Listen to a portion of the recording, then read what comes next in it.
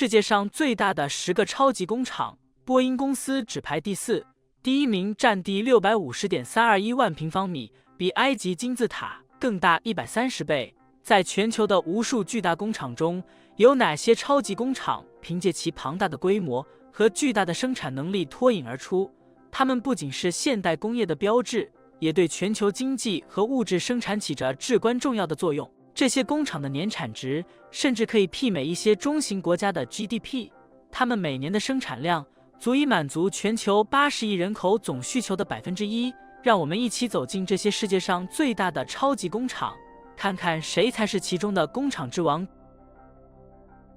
第10名 ，NASA 工厂。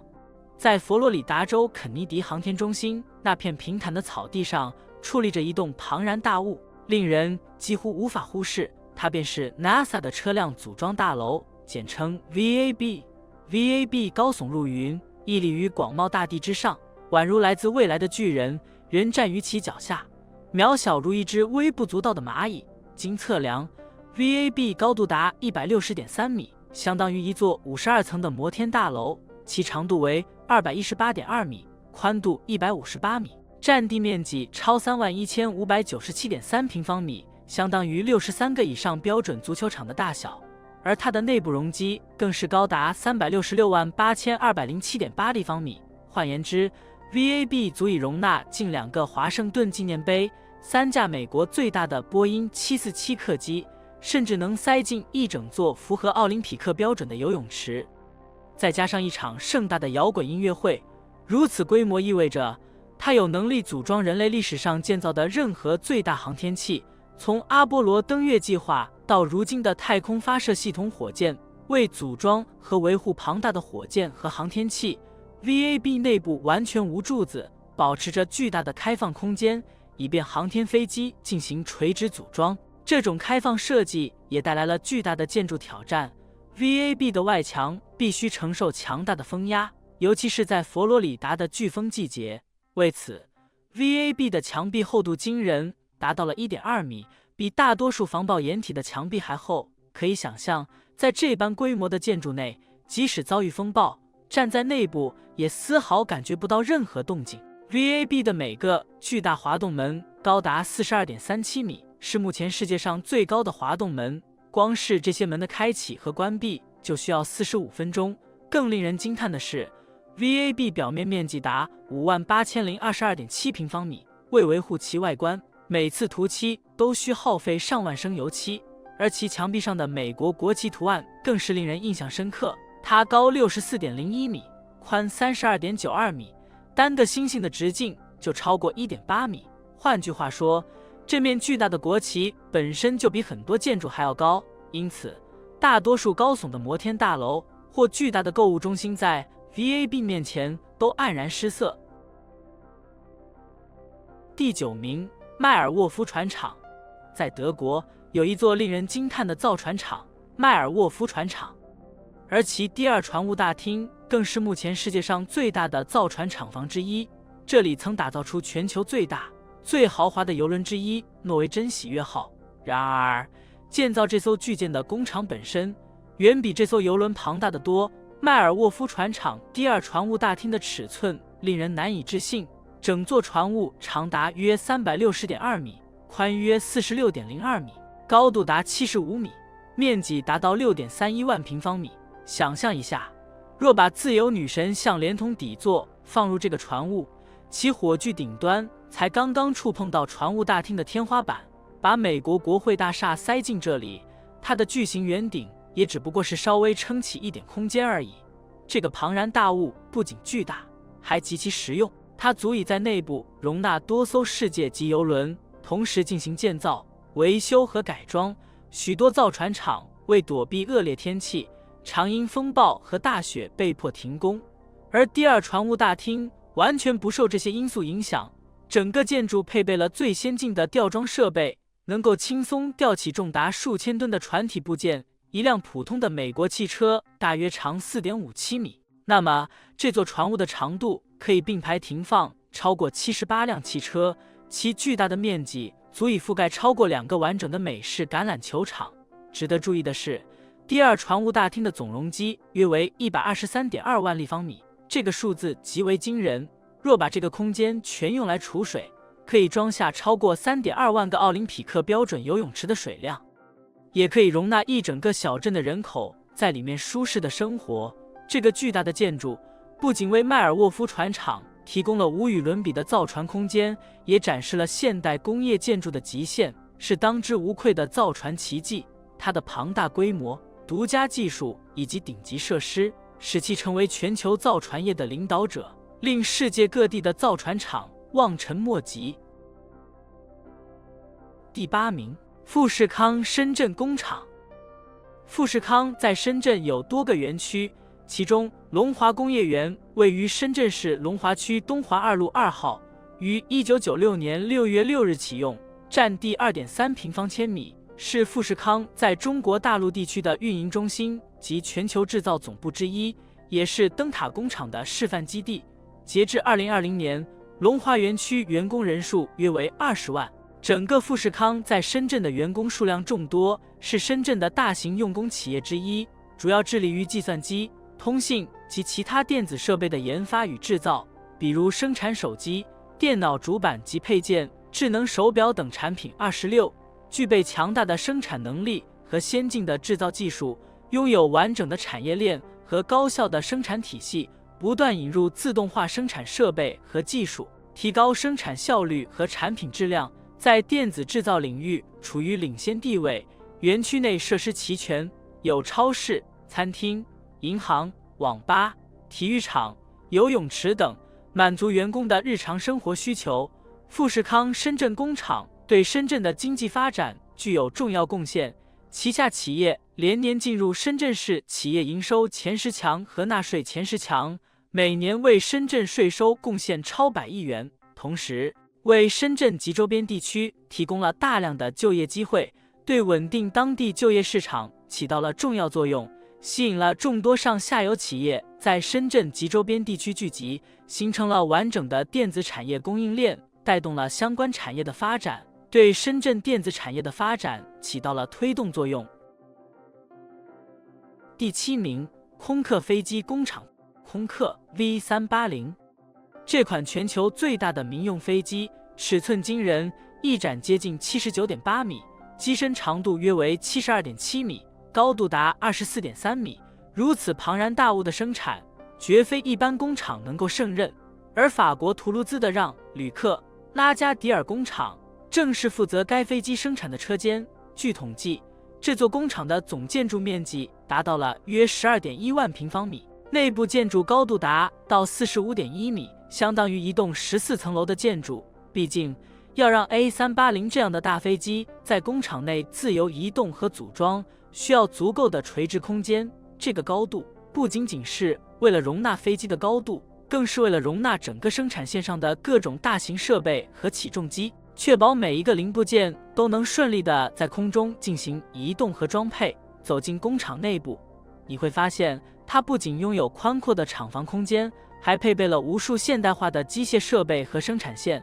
这座工厂的总长度接近1502.9米，几乎可以容纳15架排成一排的 A380， 仅工厂的一条装配线就有900.2米长，这样的长度相当于10条标准篮球场的连线。不仅如此，这个工厂内还有多个巨型仓库，用于存放飞机的各种部件，从机翼到机身再到引擎等，每一个部件的体积都足以让人震撼。工厂配备了专门的起重机和运输系统，以便在生产的各个环节中轻松移动这些巨型部件。可以说，这个工厂内部就像是一个自给自足的小城市，各种所需的设备和设施一应俱全。空客公司称，单组装一架 A380 就需要约500名工人在这里工作超过3个月的时间。而为了满足全球对 A380 的需求，工厂内常年进行着不间断的生产。令人印象深刻的是，整个让·吕克·拉加迪尔工厂的设计也考虑到了环保和可持续发展。工厂的屋顶面积达到了7.43万平方米，部分区域安装了太阳能板，为工厂提供可再生能源。这些太阳能板的面积足够覆盖大约14个标准橄榄球场，这样的设计不仅为工厂提供了电力，也体现了航空业在环保方面的努力。第6名，三菱汽车工厂。在全球汽车制造业的广阔版图中，三菱汽车曾一度声名显赫，其生产工厂也曾有过辉煌岁月。三菱汽车北美工厂坐落于伊利诺伊州的诺莫尔，曾是美国汽车制造业的重要基地之一。这个庞大的工厂犹如一座小城市，其规模甚至超越了许多著名景点。它的占地面积约为89公顷，相当于将近460个自由女神像基座并排摆放的面积。工厂的建筑面积更是令人震惊，总计约21.9万平方米。倘若将其展开，工厂的地面足以覆盖数十个城市街区。当你站在工厂的一端，从这头走到那头，需要行进约1220米。对于那些习惯在大城市地铁站穿梭的人来说，这相当于走过纽约市中央车站整个大厅的长度，足以让你感到双腿酸痛。更令人惊叹的是，这个工厂曾经拥有超过3000名员工，年生产能力一度达到20万辆汽车。如果你对这个数字没有概念，可以想象一下，把这20万辆汽车首尾相连，它们的总长度会超过1931千米，足以横跨美国的版图，从纽约一直延伸到堪萨斯。这种规模的生产能力不仅体现了三菱汽车在北美市场的强大竞争力，也让人们深刻认识到汽车工业背后那惊人的资源消耗与高效的生产效率。尽管这座工厂在2015年停止了生产，但它曾经的辉煌依旧令人难以忘怀。它不仅是三菱汽车在北美市场的一个缩影，也是上世纪汽车工业黄金时代的代表之一。工厂关闭后，89公顷的土地和21.9万平方米的建筑也成为了新的投资者眼中的宝地。随着时间的推移，这片广袤的工业用地正在逐渐转型，迎接新的产业入驻。第5名，贝尔维迪尔装配工厂。贝尔维迪尔装配厂坐落在美国伊利诺伊州的贝尔维迪尔镇，拥有悠久的历史，是克莱斯勒公司汽车生产的重要基地，曾打造出许多经典车型，如道奇公羊、普利茅斯福瑞、吉普自由人等。这座工厂规模极为庞大，占地面积超过32.5万平方米。厂房的主体建筑结构同样宏伟，仅生产车间就有约21.4万平方米的面积。工厂车间内部某些区域的高度可达13.7米，约相当于一栋4层楼高的建筑。如此设计是为了容纳巨大的生产设备和机械臂，确保他们在工作时拥有足够的空间进行操作。同时，工厂的天花板上布满了通风和照明系统，保证车间内的空气质量和光线环境，让工人们在良好的条件下工作。整个工厂的生产线犹如一座迷宫，工人和机器人在其中协同工作。为了确保每一辆汽车都能在这里顺利下线，工厂内配备了数千台机械设备，包括焊接机器人、冲压机、喷漆设备以及各种测试仪器。为了运输和储存大量的零部件，工厂内还设置了大量的仓库和物流通道。工厂的仓库区域约有3.7万平方米，足以存放数以万计的零件和材料。工厂的物流通道四通八达，运输车辆可以在车间和仓库之间自由穿梭，保证生产线上的零件供应及时到位。每一天大约有上百辆卡车在工厂的运输网络中进进出出，承担着繁忙的物资运输任务。贝尔维迪尔装配厂不仅仅是一座庞大的建筑，更是一座不断创新的制造工厂。为了适应市场需求和技术进步，工厂多次进行了升级改造。近年来，随着自动化技术的发展，工厂引入了大量的机器人和自动化设备，使得生产效率和产品质量都得到了显著提升。第4名，波音飞机工厂。1966年，波音公司宣布将要制造世界上最大的喷气式飞机波音747。然而，要制造这架飞机，仅有零件和技术远远不够，最为关键的是一个足以组装该飞机的巨大场地。鉴于波音747飞机尾部高度相当于6层楼之高，远超当时所有现存工厂的容纳能力，波音公司决定在埃弗雷特斥资购入广阔土地，专门用于建造一座能够容纳这一巨无霸的工厂。此次购地行动部分得益于泛美航空的坚定信心，他们提前预定了25架波音747作为启动订单，并支付了高达5.25亿美元的定金，成为波音747的首位用户，也是推动项目启动的关键力量。在那个时代，这一举动无疑是一场前所未有且充满不确定性的冒险。买方仅凭设计蓝图就押注于一款尚未问世的巨型客机，而制造商则在首飞成功前便启动了巨型工厂的建设。正如波音747的总设计师乔·萨特所深刻阐述的那样，项目的成败直接关系到波音与泛美的命运，一旦失败，两者都可能面临崩溃的边缘。好在最后的结果并未让人失望，埃弗雷特工厂成功建成，其总面积达到了 98.46 万平方米，内部空间更是达到了 449.22 万立方米，足以容纳超过1万辆大型货车，是世界上体积最大的建筑。在新建的工厂内汇聚了多达3万名工人，其规模之大，以至于工厂上空偶尔会出现自然形成的云朵，为此不得不引入先进的空气循环系统，以确保内部环境。冬日里机器运转产生的热量足以温暖整个空间，而夏日只需轻轻推开大门，便能迎来凉爽的太平洋西北风，自然调节室内温度，无需额外的暖气或空调设备。乔·萨特在其回忆录中生动记录了这一非凡场景。在那座我们亲手打造的庞大工厂之中，我曾亲眼见证过一小片云朵悠然飘过，那是梦想与现实交织的见证。你可能好奇，这么庞大的工厂是如何使用的？波音埃弗雷特工厂不仅是生产波音747的生产地，除此以外的767、777以及787梦想飞机也同样在此生产，而且它的生产线也同样庞大而复杂。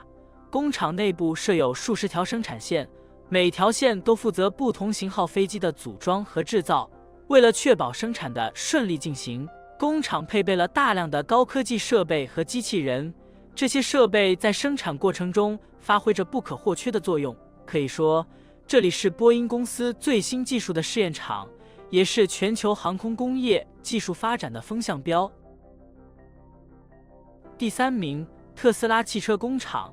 在遥远的内华达沙漠，那片荒凉之地，没有城市的喧嚣，甚至连树木都极为稀少。然而，就在这样一个看似前不着村后不着店的地方，特斯拉建起了一座占地面积约为 126.46 万平方米的庞然大物——内华达超级工厂。内华达超级工厂并非从一开始就如此庞大，最早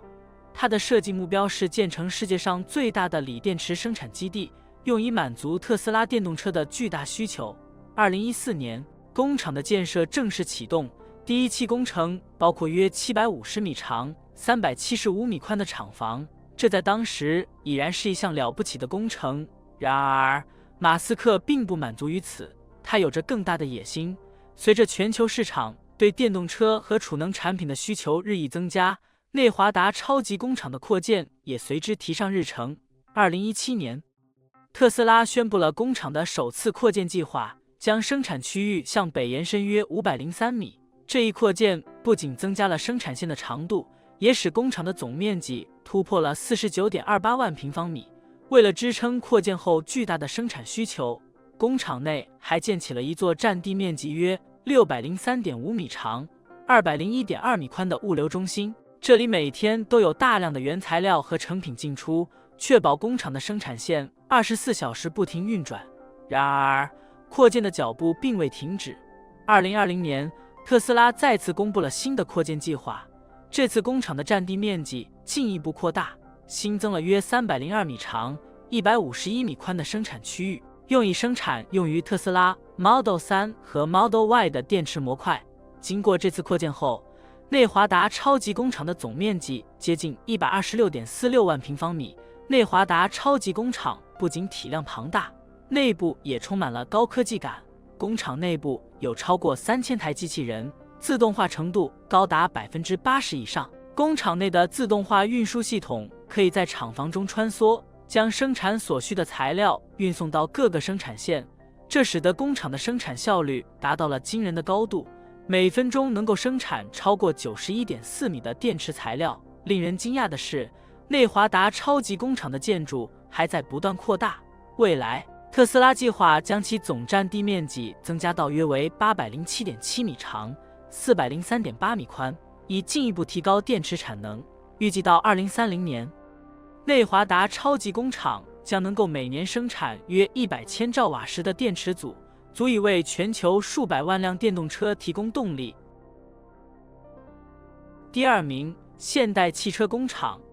在韩国的东南沿海，屹立着一个令人叹为观止的工业奇迹——现代汽车公司蔚山工厂。这座工厂绝非普通的生产基地，它乃是全球最大的汽车制造厂之一，占地面积高达5016752平方米，简直如同一座汽车之城。这里甚至拥有自己的医院、消防站、道路系统以及一个能够停靠大型货船的专属港口。蔚山工厂分布着5个主要的汽车组装厂，每个厂区专注于不同类型的汽车制造。这5个厂区紧密协作，实现了年产汽车约150万辆的惊人产能。换言之，这座庞然大物每天能够生产超过4100辆汽车，有力地确保了现代汽车在全球市场的地位。你或许会好奇，这个庞然大物是如何运转的呢？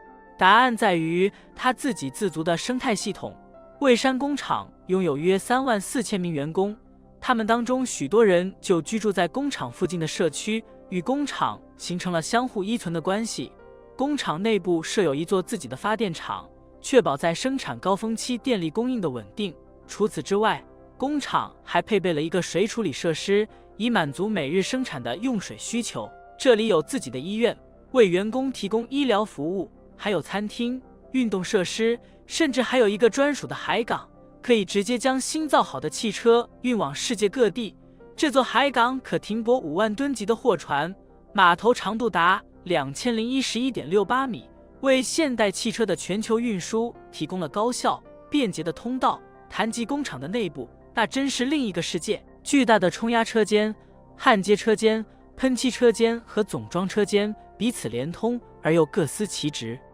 宛如一台庞大的机器精准运转。最令人惊叹的莫过于总装车间，它的长度超过1000米，工人和机器人在这里协同工作，将上千个零件组装成一辆完整的汽车。从小型轿车到豪华 SUV， 再到商用车辆，现代汽车在这里生产的车型种类繁多，几乎涵盖了消费者的所有需求。而每一辆从蔚山工厂驶出的汽车都代表着现代汽车追求卓越的精神。工厂在生产过程中引入了大量的自动化设备，同时也保留了人工检查的环节，确保每辆汽车的品质都能符合严格的标准。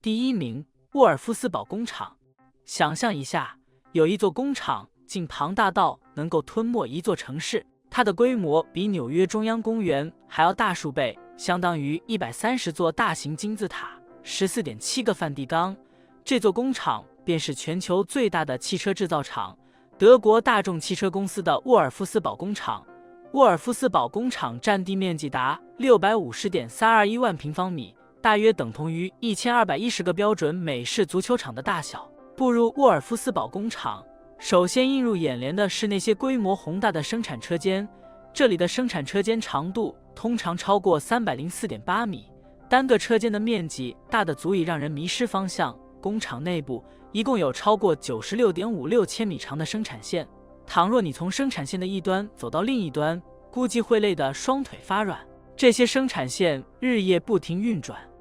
平均每60秒就能组装出一辆全新的大众汽车。为满足工厂内部的物流需求，工厂拥有自己的铁路网络，总长度超过69.2千米。这些铁路主要用于运输生产所需的零部件，以及将成品车运往世界各地。除此之外，工厂内部还有超过14.48千米的道路，供汽车和卡车通行。在如此庞大的工厂中，不仅需要高效的运输系统，更需要先进的仓储设施。工厂内部建有多个巨大的仓库，其中一些仓库高达30.48米，专门用于存放发动机、车身等重要部件，为满足数万名员工的工作和生活需求。沃尔夫斯堡工厂内部还设有餐厅、医疗中心、购物区和体育设施，堪比一个功能齐全的小城市。据统计，工厂的员工总数超过6万人，其中许多人在工厂内部的生活区工作和生活。